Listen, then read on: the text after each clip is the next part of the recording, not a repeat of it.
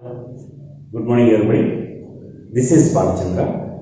In the previous video, we have known about the verbs, the definition of verb and classification of verbs. Here, in this video, we are going to know about the detailed explanation of each and every kind of verb. Okay? Here, the verbs are mainly classified into two categories. In the previous day, we know about that. Those are main verb or helping verb. So the main verb, it is also called the lexical verbs. The action verb, it is also called the lexical verbs. Here the lexical verbs are mainly classified into three categories. Those are transitive verb, intransitive verb, the verb of incomplete predication. Here, now we are going to know about the transitive verb. What is meant by transitive verb? Here the transitive verb, see here, the transitive verb means a verb which has an object is termed as transitive verb. In a sentence, if there is an object to a verb, that is called transitive verb. Here see the example, Balu teaches English. Balu teaches English. Here teaches is verb. So here the verb has an object. What does Balu teaches? What does Balu teach? What does Balu teach? English. So here the verb teach has an object. Okay. What does Balu teach? Balu em teach chestunnadu ikkada? English teaches now. So here the verb teaches has an object. So the object is English. So if there is an object to a verb, that is called transitive verb. ఒక sentence నందు ఒక verb కి object అనేటువంటిది ఉంటే దానిని transitive verb అని చెప్పి చెప్తాం. Okay, so here my father bought me a watch. My father bought me a watch. Sometimes in a sentence there are two objects. Those are called the main direct object and indirect object. Here in this sentence, my father bought me a watch. My father bought me a watch. So here my father is the subject. The doer of the action is called the subject. Here bought, the action is bought. So bought is the verb here. Bought is the verb. So here me a watch. My father bought me a watch. Here in a sentence, if there are two objects, the person is called as indirect object. My father bought. Whom did my father buy? Whom did my father buy? Every person కొన్నాడు? Me. So me is an indirect object. Me అనేటువంటిది indirect object. Whom తోటి what తోటి question చేస్తే answer కానీ ఉంటే అది object ఉంది అని అర్థం అన్నమాట. Whom తోటి what తోటి క్వశ్చన్ చేసినప్పుడు ఆన్సర్ లేదనుకోండి దానికి ఆబ్జెక్ట్ లేదు అని అర్థం అన్నమాట.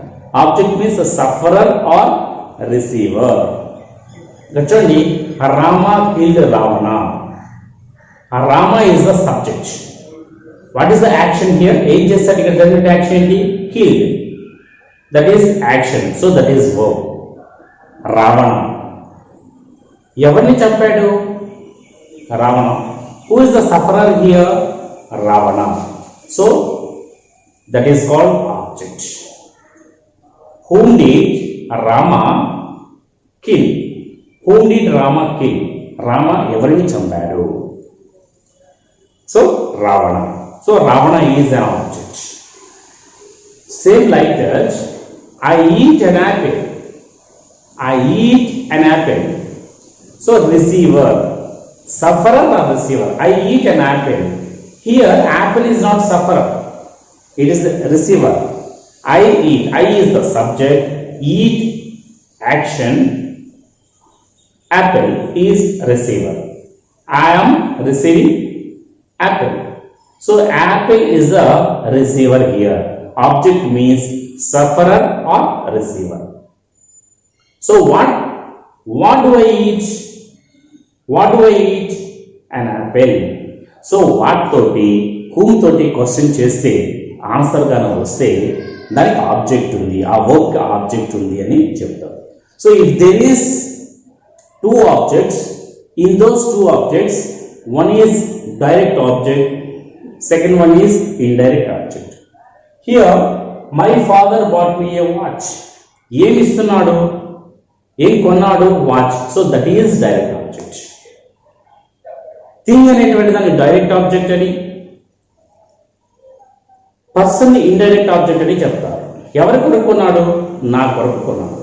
So if there are two objects in a sentence, in those two objects the thing is called the direct object, the person is called the indirect object. Okay, do you understand? The transitive verb means if the verb has an object, it is called the transitive verb. Okay, next the second one is intransitive verb. What is meant by intransitive verb? Here a verb which has no object is known as intransitive verb. If there is no object to the verb, that is called intransitive verb. If there is no object, okay, I run fastly. I run fastly.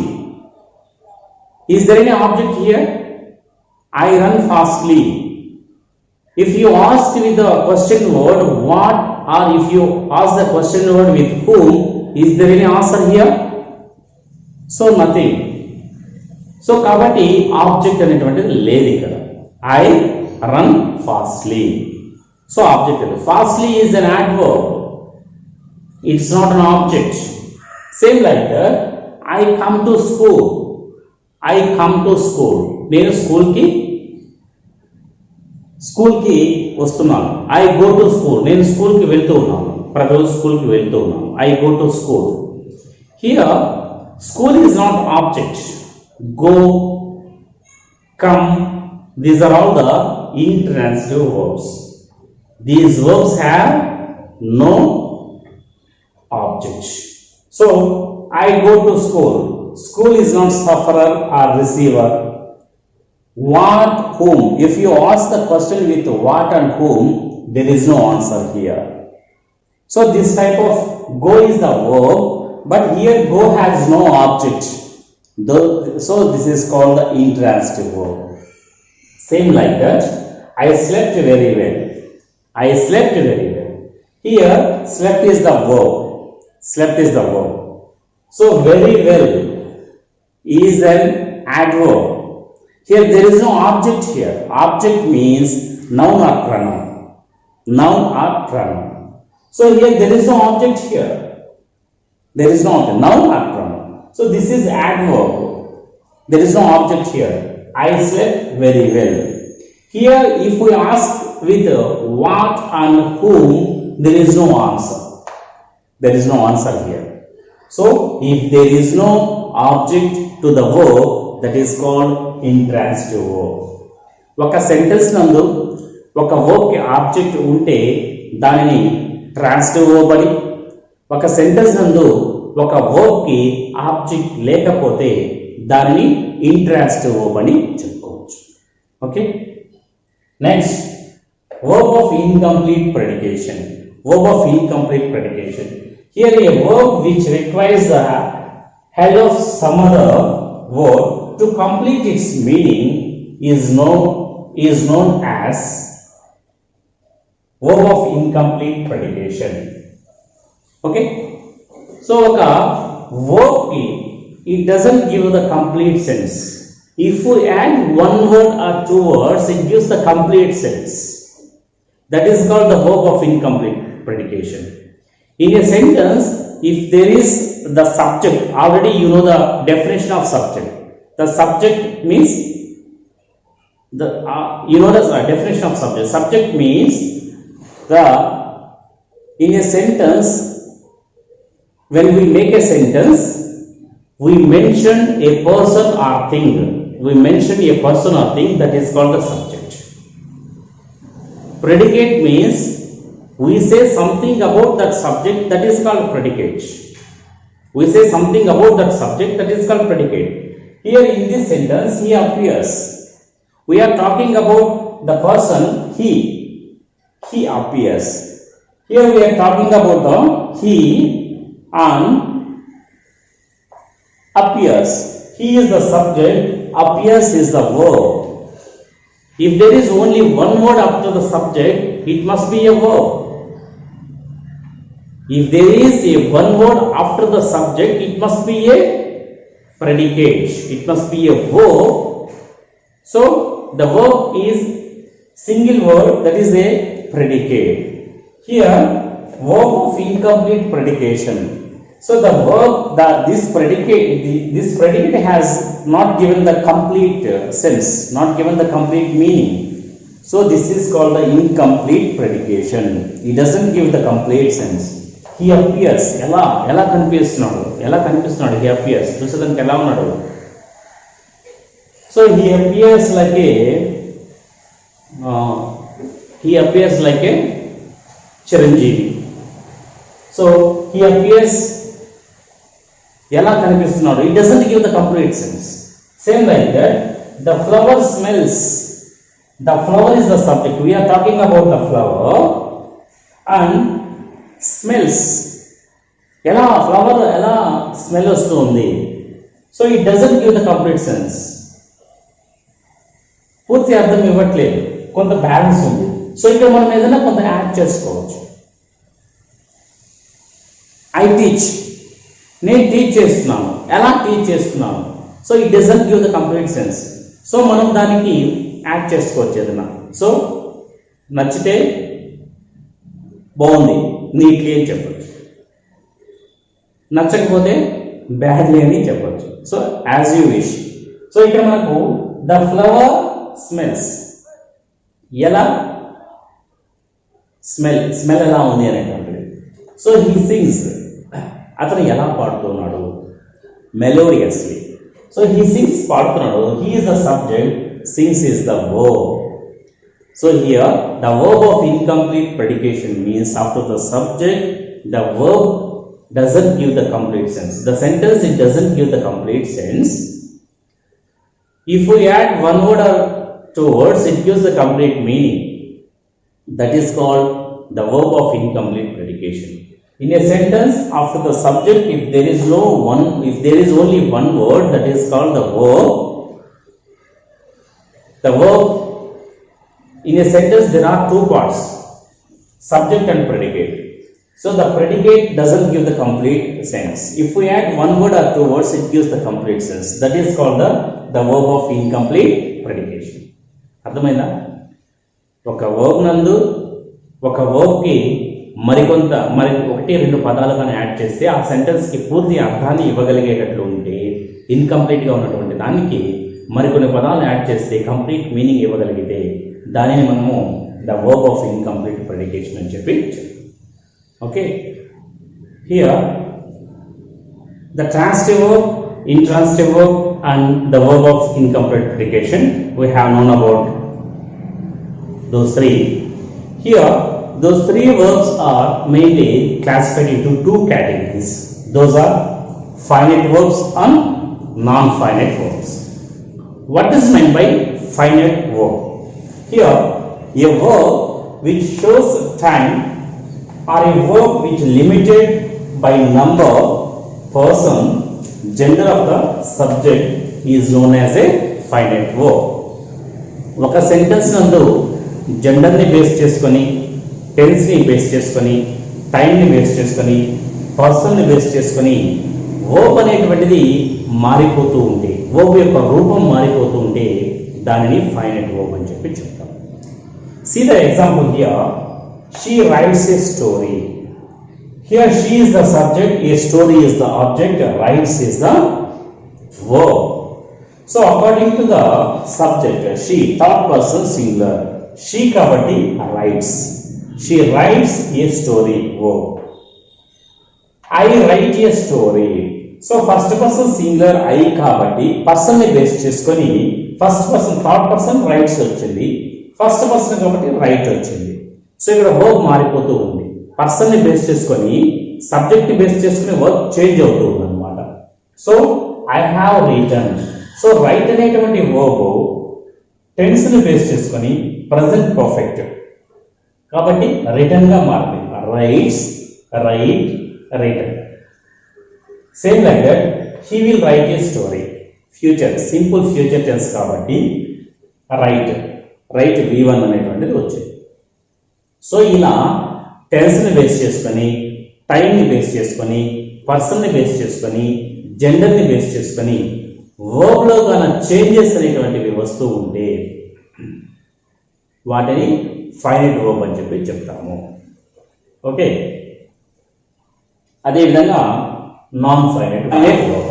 Non finite verb A verb which doesn't show the time or a verb which is not limited by number, person, gender of the subject is known as a finite, non-finite verb. Okay, sorry, non-finite. So మనకు non-finite verb means time ని base చేసుకొని, tense ని base చేసుకొని, gender ని base చేసుకొని, person ని base చేసుకొని verb లో మార్పులు అనేటువంటివి రాకుండా ఉంటే, చేంజెస్ అనేటువంటివి లేకుండా ఉంటే వాటిని మనము నాన్ ఫైనైట్ వర్బ్స్ అని చెప్పి చెప్తాం. Here Jagruti tries to sing. Jagruti tries to sing. Here the verb has present form, past form, past participle, present participle to infinitive. The verb has 5 forms. Here Jagriti tries to sing. Jagriti is the subject, tries is the verb, to sing it is the to infinitive, the 5th form of the verb, to infinitive. Jagriti tries to sing. So Jagriti third person ki వచ్చినా కూడా to sing అనేటువంటిది to infinitive మారదు. we subject ని base చేసుకుని we try to sing, we అనేటువంటి subject base చేసుకున్నా కూడా to sing అంటే థర్డ్ పర్సన్ అయినా ఫస్ట్ పర్సన్ అయినా, ఇక్కడ జాగృతి థర్డ్ పర్సన్, we అనేటువంటి first person plural. So we వచ్చినా కూడా to sing. They third person plural, to sing. I first person singular, to sing. Present perfect tenses ఉన్న tenses వచ్చిన tenses base చేసుకున్న, subject ని base చేసుకున్న, పర్సన్ ని base చేసుకున్న వర్బ్ లో మార్పు రాకుండా ఉంటే వాటిని మనము నాన్ ఫైనైట్ వర్బ్స్ అని చెప్పి చెప్తాం. Non finite verbs.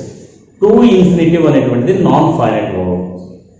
అది టెన్సెస్ ఏ సందర్భంలో కూడా TO2 తర్వాత ఎప్పుడు కూడా V1 మాత్రమే రావాలి. ఈ వర్బ్ అనేటువంటిది మార్పు రాదు. ఇటువంటి వాటిని నాన్ ఫైనైట్ వర్బ్స్ అని చెప్తాం. సో ఇక్కడ చూడండి, ఈ వర్బ్ అనేటువంటిది మనకి ఫైనైట్ వర్బ్. ఇక్కడ ట్రైస్ అనేటువంటిది ఫైనైట్ వర్బ్, టు సింగ్ అనేటువంటిది నాన్ ఫైనైట్ వర్బ్. ఇక్కడ చూడండి, Jagruti third person singular base చేసుకొని, థర్డ్ పర్సన్ సింగులర్ కదా ఇది, సో ట్రైస్ చేంజ్ అయింది.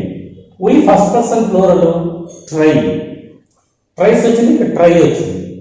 They simple future try. I have present perfective try. So ఈ ట్రై అనేటువంటి వర్బ్ మాత్రం ఫైనైట్ వర్బ్, టు సింగ్ అనేటువంటిది non finite verb. So finite verb means change అవుతుంది according to the tenses, persons, gender. అలా verb లో మార్పులు కానీ కనిపిస్తూ ఉంటే, ఒకే వర్బ్ పర్సన్ సబ్జెక్ట్ ని బట్టి మారిపోతూ ఉంటే దానిని ఫైనైట్ వర్బ్ అంటాము. సబ్జెక్ట్ ని బట్టి వర్బ్ మారకుండా ఉంటే, అదే విధంగా ఉంటే అటువంటి దాన్ని మనం ఏమంటామంటే నాన్ ఫైనైట్ వర్బ్ అని చెప్పి చెప్తాం. Okay, the finite verb is classified into 2 categories. Those are dynamic verb and stative verb. What's meant by dynamic verb?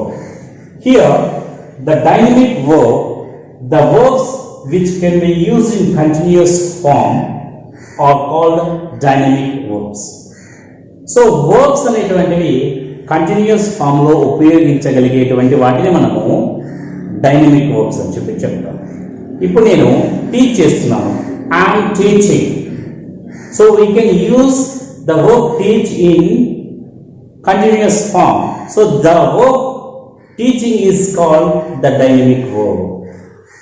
ఏదైతే వర్బ్స్ అనేటువంటివి ఆ వర్బ్స్ ని ఇన్ఫామ్ ఉపయోగించగలిగేటువంటి వాటిని మనము డైనమిక్ వర్బ్స్ అని చెప్తాం.